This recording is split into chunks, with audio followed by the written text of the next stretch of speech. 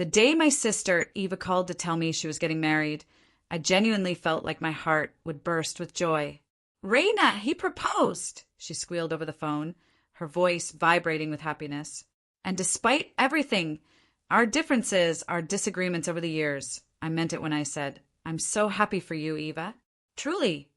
I remember looking over at my daughter, Lily, who was sitting at the kitchen island, dunking a cookie into her tea while doing homework. "Aunt Eva's getting married," I told her with a grin. Her eyes lit up immediately. "Do I get to be a bridesmaid?" she asked, nearly dropping her cookie in excitement. I laughed. "Maybe. We'll find out." Lily was 16. Sweet, intelligent, kind to her bones. She had that quiet confidence some kids only dream of having at her age. And she adored Eva. In her mind, Eva wasn't just her aunt.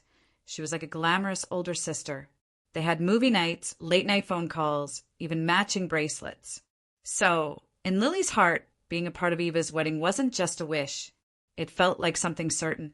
A few days later, Eva invited me over for lunch to talk about the wedding plans. I showed up with a little bottle of champagne and a heart full of excitement. We laughed, we planned. She showed me her Pinterest board and swatches of pastel-colored bridesmaid dresses. "Everything's going to be perfect," she said, her eyes dreamy. Then she cleared her throat. "There's just one thing, Raina. I wanted to talk to you before the invites go out." "Sure," I said, sipping my tea. "I've decided I'm going to keep the guest list pretty adult. You know, grown-up vibes, cocktails, music, that kind of thing. So, I hope you're okay with Lily not being invited." I blinked. "Wait, you're not inviting Lily?" "It's nothing personal," she said quickly, her smile tightening. "I just think 16 is a little too young for the kind of wedding I'm envisioning." I felt my jaw clench. "But she's family. She loves you." She was so excited. "Raina," she interrupted, placing her hand over mine in a patronizing way. "I need you to respect this decision. It's my day." My stomach dropped. I couldn't find words for a moment. All I could picture was Lily's face, how her eyes would fall when I told her, how she'd try to pretend it didn't bother her. I looked Eva straight in the eyes and said calmly, "If my daughter isn't welcome, then we won't be coming." She blinked, caught off guard. "Oh, well, that's your choice." I stood up, setting my tea down. "It is." And just like that, I walked out, heart pounding, mind racing, not with rage, but with a quiet, deep ache I couldn't explain yet. But I would eventually, and so would the rest of the family. I tried to keep my composure when I got home. I didn't want Lily to see the sadness on my face the moment I walked through the door, but she could always read me like a book. "Mom, is everything okay?" she asked, setting down her headphones. I sat beside her on the couch and gently took her hand. "Sweetheart, Aunt Eva doesn't want anyone under 18 at the wedding. She said it's going to be an adult-only event." She stared at me for a moment. "Oh," she said softly. "Okay, that's fine." She smiled, but it was forced. I saw the way her fingers curled into her hoodie sleeves. I knew my daughter. That wasn't fine. That was heartbreak disguised as indifference. "You're not upset?" I asked. She shrugged. It's her wedding. She can do what she wants. But later that night, when I walked past her room, I heard her voice low and cracked as she FaceTimed her best friend. She didn't even say it to me, you know? My own aunt. There was silence, then a broken laugh.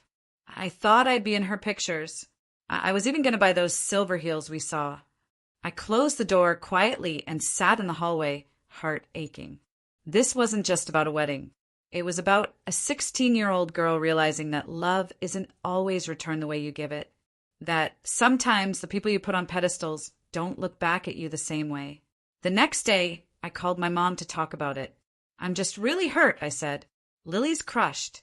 I don't understand how Eva could think this was okay." My mother sighed. "Raina, it's her big day. Don't make a scene over this." "I'm not making a scene," I said, trying to keep my voice steady. "I just think." "She's trying to have a sophisticated, grown-up wedding," she interrupted. "You should support her, not make her feel guilty." Support her? I was expected to clap from the sidelines while my daughter was tossed aside like she didn't matter? I tried my brother next. Same reaction. Come on, Raina. It's just one day. Lily will survive. But that was the problem. No one was thinking about how it felt to be the only family member excluded. Not because she misbehaved. Not because she couldn't make it. But because she didn't fit some arbitrary grown-up vibe. I wasn't asking for much. Just a little compassion. But instead, I became the difficult one. The one who was overreacting and making it about herself. I even got a text from one of my aunts. You always have to stir the pot. Can't you let Eva enjoy her moment? Meanwhile, Lily became quiet. She stayed off social media. Stopped FaceTiming Eva. She didn't say much, but her energy had shifted. She began to shrink into herself like a flower wilting away from the sun. That's when I knew this wasn't just about a party.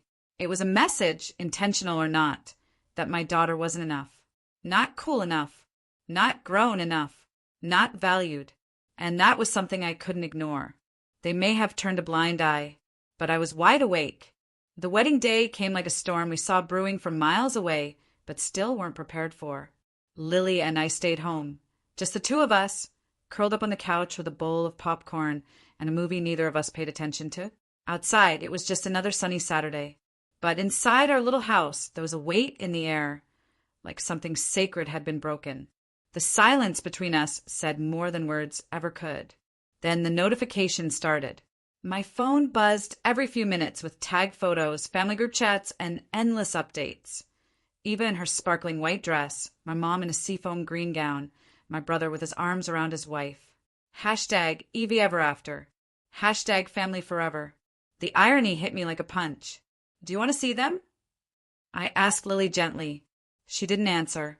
Just shook her head and tucked her knees tighter to her chest. She'd barely touched her popcorn. I glanced at the screen again. Photo after photo of my family laughing, toasting, dancing under fairy lights. A whole universe that Lily and I had been quietly cut out of. One photo made me stop cold. It was of all the nieces and nephews gathered together, holding sparklers with the caption, "The next generation!" All except Lily. She had literally been erased. That night, Lily didn't say much. She just went to her room early, claiming she had a headache. I waited a few minutes, then walked up quietly to check on her. Her door was open just enough for me to see her curled under the blanket, headphones in, her phone screen glowing as tears rolled down her cheeks. I backed away, heartbreaking, and sat on the stairs, clenching my fists. It wasn't just a wedding. It was a message. A reminder that you can love people with your whole heart and they'll still decide you don't fit their picture. The next day, I noticed her starting to pull away. Not dramatically, just subtle things. She stopped calling her cousins, ignored texts, deleted her Instagram. I saw the light in her dim, just a little more each day. I wanted to scream. At Eva. At my mother. At the whole damn family. Instead, I sat with Lily, trying to find ways to bring her back to herself. You know this doesn't mean anything about your worth, right? I told her one night, holding her hand across the kitchen table. Their choice says everything about them, not you. She nodded, but her eyes didn't quite believe me. And I realized something in that moment. This wasn't about a party or an invitation. It was about what people choose to prioritize. It was about a girl who had done nothing wrong being made to feel invisible by people who were supposed to love her unconditionally. It was about how casually we discard others when they don't fit the narrative we're building for ourselves. And maybe they thought it would all blow over, that we'd forget, forgive, and pretend none of it mattered. That Lily would bounce back and I'd sweep the pain under the rug. But they didn't know me. And they definitely didn't know my daughter. Because while they were busy staging perfect photos for likes and comments, something inside me was shifting. Quietly, firmly. I wasn't planning a fight. I was planning something better. I didn't send a dramatic text or post some cryptic quote online. I didn't confront Eva or demand an apology. I simply stepped back.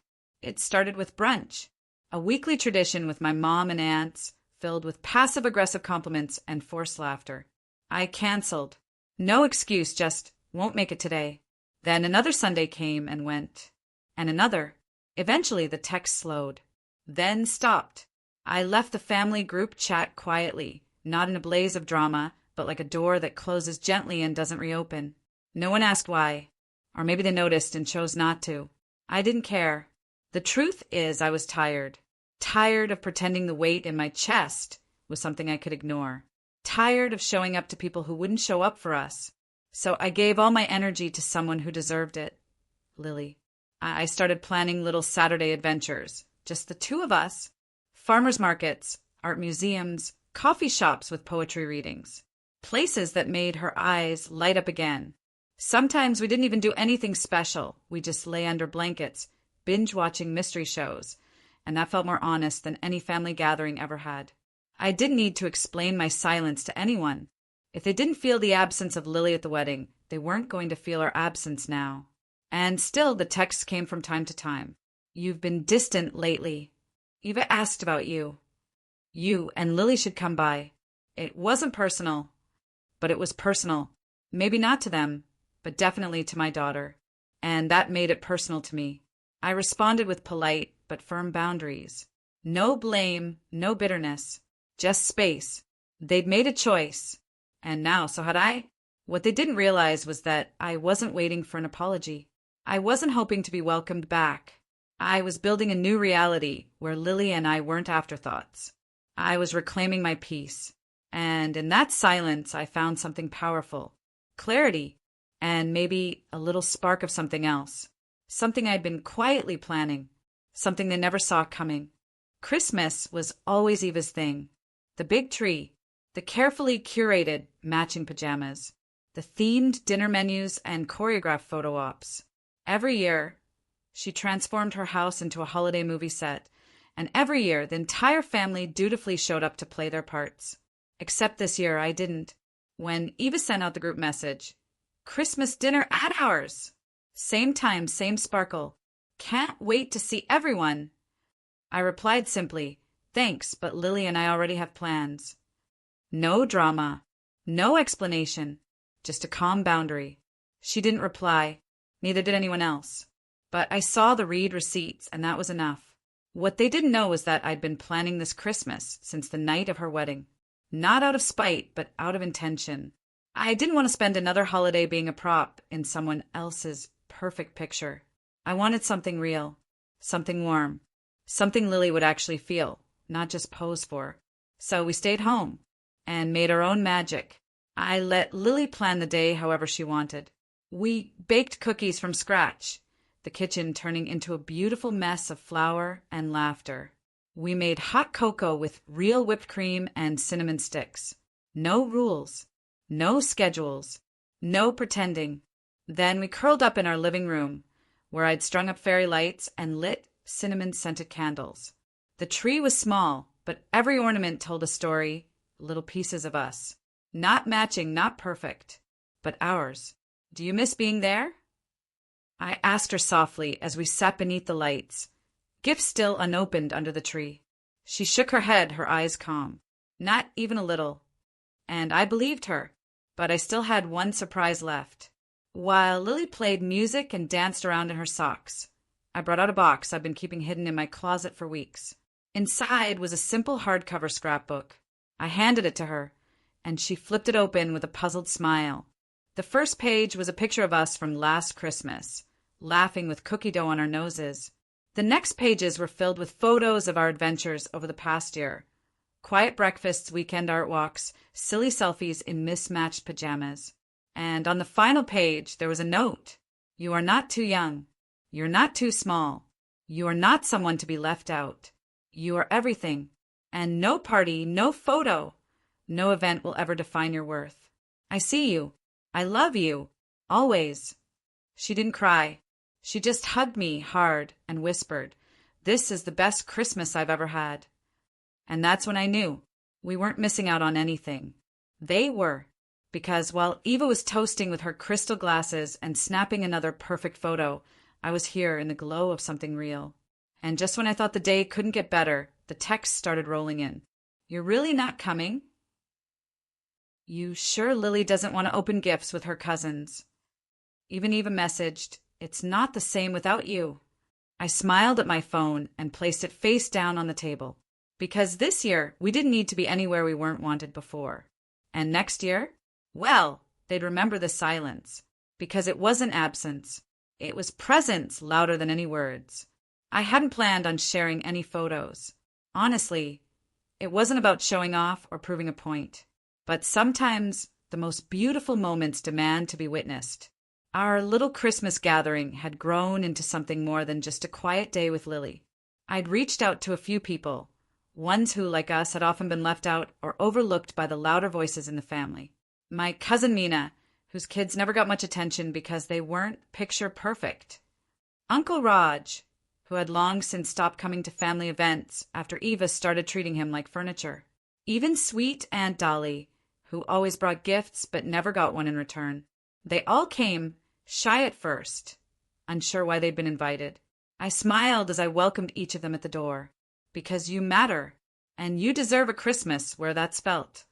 We filled my small home with laughter, warmth, and dishes brought from each person's kitchen. Nothing matched. Nothing was coordinated. But everything was real. Lily was glowing, surrounded by other kids who weren't judged or silenced. They played board games on the living room floor, decorated cookies with messy joy, and sang songs that didn't need auto-tune or applause. At one point, Aunt Dolly leaned in and whispered, This is what it used to feel like long ago, before all the performance. I snapped a photo then, her smile, the crinkles around her eyes, the plate of cookies in her lap, and posted it on my private social media with a caption that simply read, A different kind of Christmas, the kind that feels like home. I didn't tag anyone, didn't mention Eva, didn't need to, but you know how families are. The pictures began to ripple through the grapevine. People started sharing them, commenting things like, wish we were there, and looks like you all had so much fun. I saw screenshots floating into the family group chat I'd left. Apparently the contrast was striking. Their matching pajamas and picture-perfect backdrop looked sterile next to our chaos-filled, heartwarming evening. Eva's photos had the polish. Mine had the soul. And slowly the silence broke. I got a text from a cousin I hadn't spoken to in years. You reminded me what holidays are supposed to be. Mind if we join next year. Another message from someone I barely knew but had seen at family weddings. I always felt like I didn't belong. Your post made me cry. Thank you for that. Even my own brother, who had been Eva's little shadow most of his life, messaged, Your dinner looked amazing. Eva was kind of tense all evening. I think she noticed. Oh, I was sure she did. Because for once, the spotlight wasn't on her carefully curated life. It was on the people she forgot. The ones she never thought were worthy of inclusion. And all I had done was open my door to them. I didn't need revenge. I didn't need to shout or shame or confront. I just needed to create space for the people who had been quietly aching. And let the photos speak for themselves. It didn't take long for the storm to hit. 2 days after Christmas, Eva called me. Not texted, called. I stared at the screen as it rang, her name glowing like a warning sign. And against my better judgment, I picked up. Her voice was sharp, coated in sugar but laced with fury. So, what exactly was that little Christmas stunt about? I stayed calm. It wasn't a stunt. It was Christmas, with people who've been left out one too many times. You're dividing the family, Raina, she hissed. Do you know how many people were talking about you? Sharing your photos like you're some kind of saint. I didn't divide the family, Eva, I replied. I just stopped pretending it wasn't already broken. That's when she lost it. You're bitter because Lily didn't get invited to the wedding. That's what this is really about. You're twisting everything and making me look like a villain. I didn't yell. I didn't defend. I don't need to make you look like anything, Eva. People see what they see. Maybe it's time you asked why. She hung up, but the silence didn't follow, because once that phone call ended, the real unraveling began. Apparently, Eva hadn't realized how many people in the family had been simmering with unspoken resentment. My dinner had been the spark, but the fire had been smoldering for years. Group chats exploded. My cousin Neha finally said it out loud. Remember when Eva made fun of my son's stutter during that reunion? And everyone laughed? He cried the whole way home. Aunt Dolly added, I haven't had a Christmas gift with my name on it in 15 years. Even my brother, the golden boy of the family, confessed she uninvited my wife from the baby shower because her style didn't fit the vibe. I never said anything, but it always hurt. More messages poured in. People remembering times they'd been overlooked, excluded, made to feel small, all for not fitting Eva's image of perfection. And suddenly, the family's golden girl wasn't so golden anymore. Eva tried to salvage it, of course. She posted a long, syrupy caption on Instagram with a slideshow of her Christmas dinner. Family is everything. Grateful for another perfect holiday surrounded by love. But the comments told a different story. I guess not all the family was there, huh? Real love doesn't exclude. Wish I'd been at Raina's house instead. Her mask was cracking, and for once no amount of forced smiles or pastel filters could hold it together. She tried messaging relatives privately, spinning her version of events. But too many people had seen the truth now. And once people feel seen, they don't go back to being invisible. One by one, the facade collapsed. My parents, who had always blindly backed Eva, called me that evening. At first, they tried to guilt me. You didn't even show up. You could have caused a real scene if you had. But I could hear the unease in their voices. I wasn't the problem anymore. The problem was how long they'd ignored the actual one. And now the entire family knew it. I didn't scream. I didn't argue. I just said, maybe this Christmas was exactly what needed to happen. They didn't know how to respond, because the truth was finally louder than their excuses. And the woman they once dismissed for being too sensitive, she'd quietly pulled the thread, and the whole tapestry of pretense had come undone. I stood at the kitchen sink days after New Year's, rinsing the last of the dessert trays from our Christmas dinner. Outside the window, Lily and two of the younger cousins were building a lopsided snowman, laughing so hard they could barely pack the snow straight. That sound, that laughter, was everything. No filter, no spotlight, no performance, just joy. I didn't throw a fit when Eva banned my daughter from her wedding. I didn't start a war or beg to be included. I didn't try to argue with people who'd already decided who mattered and who didn't. I just chose a different path. I protected Lily, even when the world told me I was overreacting. I gave her space to hurt, and then I gave her space to heal. I reminded her that her worth isn't determined by an invitation or a seat at someone else's table. Instead, we built our own table. And when I quietly opened that door to the overlooked and the forgotten, when I welcomed them with no expectations, no obligations, I felt something I hadn't in years. Peace. This wasn't about revenge. It never really was. It was about clarity. Because when people show you who they are, when they make it clear you're only valuable if you fit their mold, you don't have to fight them. You just stop playing along.